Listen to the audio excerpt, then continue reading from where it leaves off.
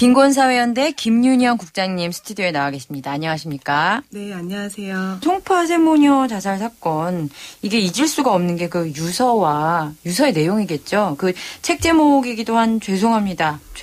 이거는 유서에 담긴 내용이었잖아요. 그래서 뭐가 그렇게 죄송해. 사람들이 굉장히 가슴을 아파했었어요. 어땠죠? 그 가계부 기억하세요?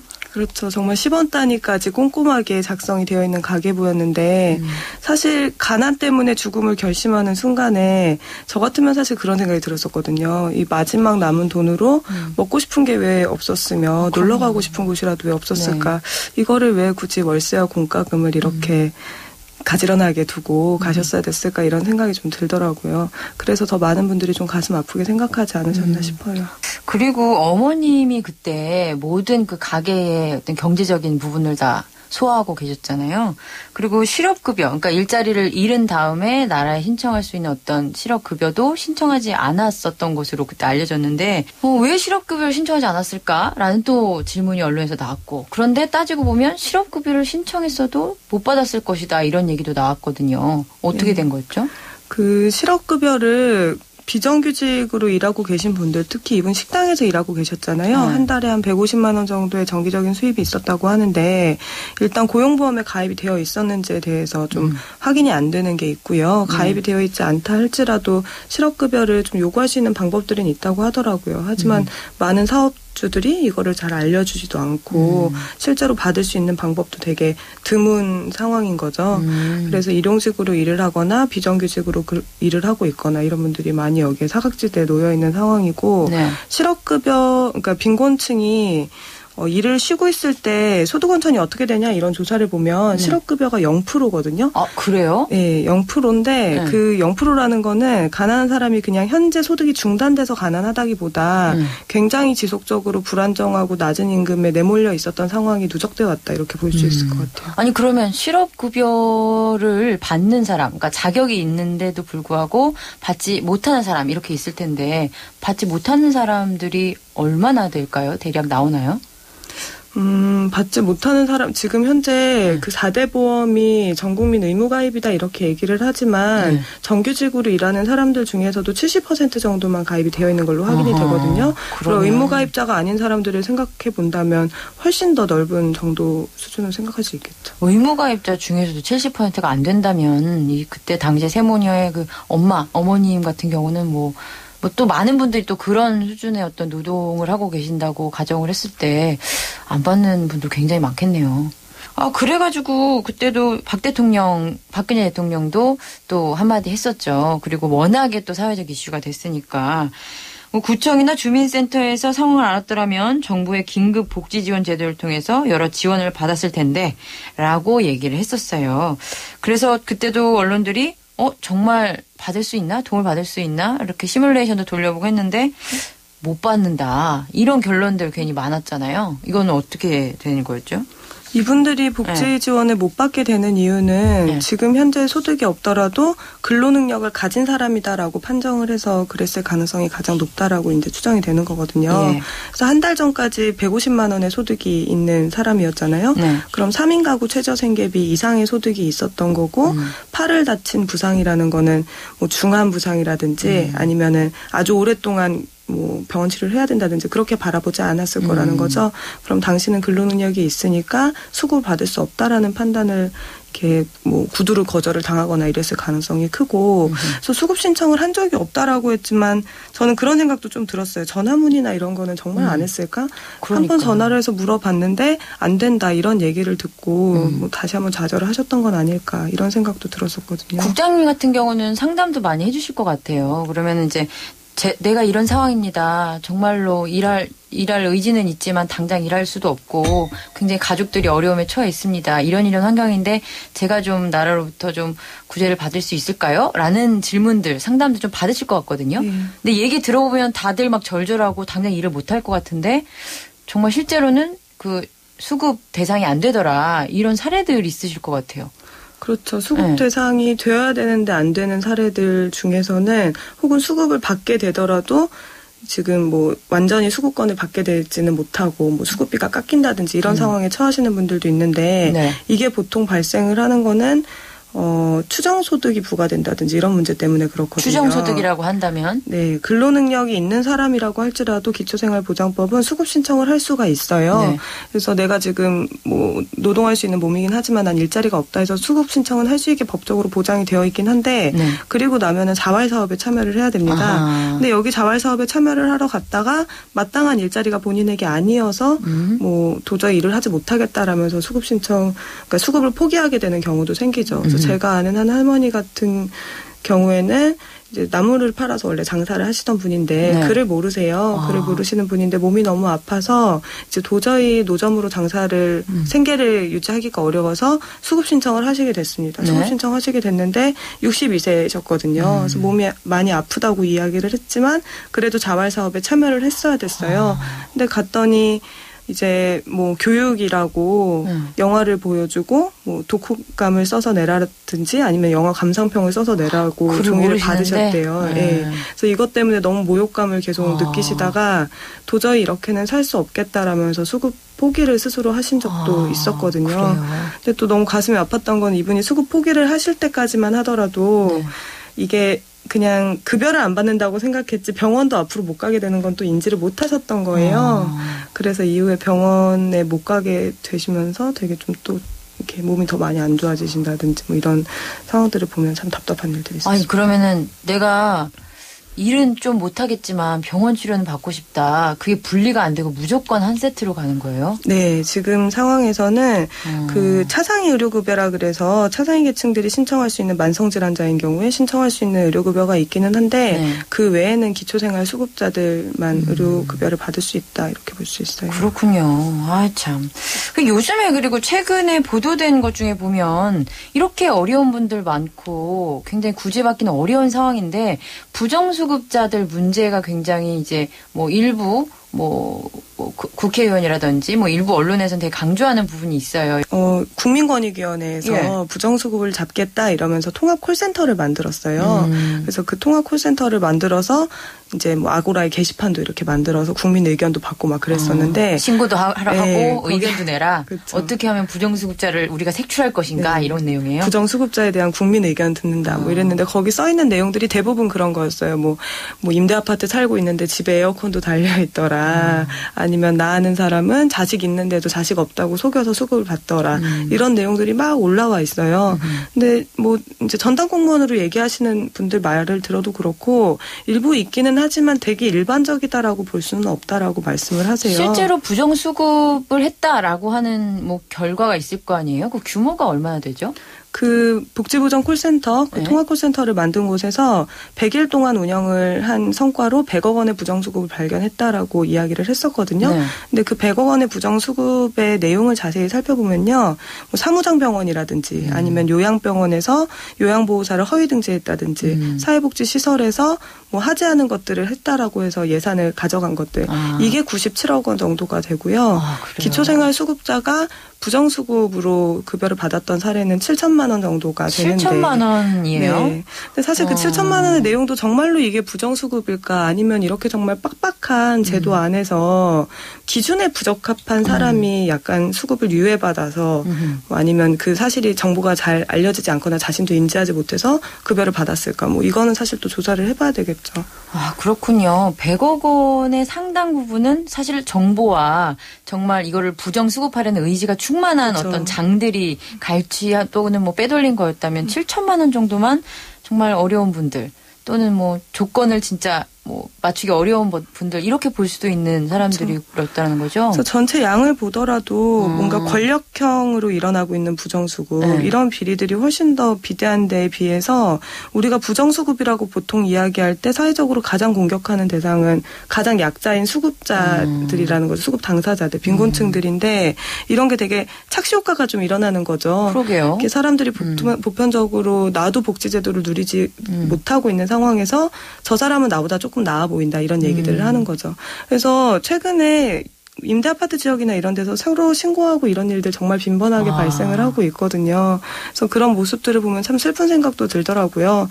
저 사람은 나보다 조금 더 잘 사는 것 같은데 수급을 받고 나는 못 받는다. 이거에 대한 억울한 마음도 좀 드시고. 그럼 무조건 끌어내려야 된다. 이런 식으로 작동이 되나 봐요. 뭐 나도 받을 수 있는 거 아닐까라는 생각과 그러지 못했을 때는 저 사람은 뭔가 부정한 방법을 통했을 것이다라는 뭔가 이렇게 그런 마음이 드시는 거죠. 안타깝네요. 아까 빡빡한 조건이라는 표현을 쓰셨는데 그게 사실 비슷한 사건 우리가 굉장히 많이 접하잖아요. 그럴 때마다 나오는 얘기거든요. 그 빡빡한 조건의 대표적인 게 뭘까요? 이를테면 그런 건가요? 왜 제가 아는 사례들 보면 내 아들이 나 때문에 뭐 제대로 된 뭐 보호를 못 받고 있다 이렇게 하면서 자살을 하시는 아버님 이런 게 있던데 뭐 사례를 통해서 좀 얘기를 해주시겠어요? 그런 분들 같은 경우에도 그 장애아동 아버님이 2010년도 가을이었어요. 그때 네. 아들이 아파서 병원에 갔더니 장애 진단을 받으셨는데 그 진단된 비용만 하더라도 300만 원 정도가 됐다라고 해요. 네. 그래서 이분은 이제 일용직으로 일하고 있는 분이셨고 당시에 또 경기가 굉장히 안 좋으니까 일자리를 찾기가 어려우셨던 것 같아요. 일용직조차. 네, 그래서 아들의 뭔가 이제 뭐 치료나 이런 거를 자신이 버는 돈으로 다 할 수가 없으니까 수급 신청을 하러 가셨던 걸로 추정이 돼요.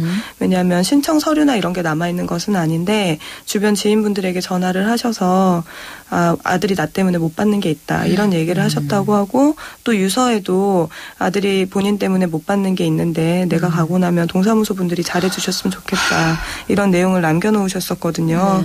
그래서 참 가난한 아버지 되게 슬픈 선택이 될 수밖에 없는 내가 없어야 내 아들이 그나마 치료라도 안정적으로 받을 수 있다라는 생각을 하게 되셨다는 것 자체가 너무 좀 비극적인 일이었던 거죠. 아니 잠깐만요. 거기서 현재 제도가 아버지가 그렇게 근로 능력이 있으면 아들에 대해서는 지원하지 않겠다. 지금 이런 제도라는 말씀이시죠? 근데 참 답답한 부분은 뭐냐면요. 법은 사실 그렇게 얘기를 안 해요. 법에는요. 네. 근로 능력이 있더라도 아니면 부양 의무자가 있더라도 부양할 수 없거나 아니면 근로 능력이 있더라도 소득이 없는 경우에는 수급자가 될 수 있습니다. 복지제도로 받을 수가 있어요. 그런데 왜 그런 상황? 굉장히 자잘한 지침과 시행령과 사업 안내 이런 것들을 보수적으로 해석을 하다 보면 네.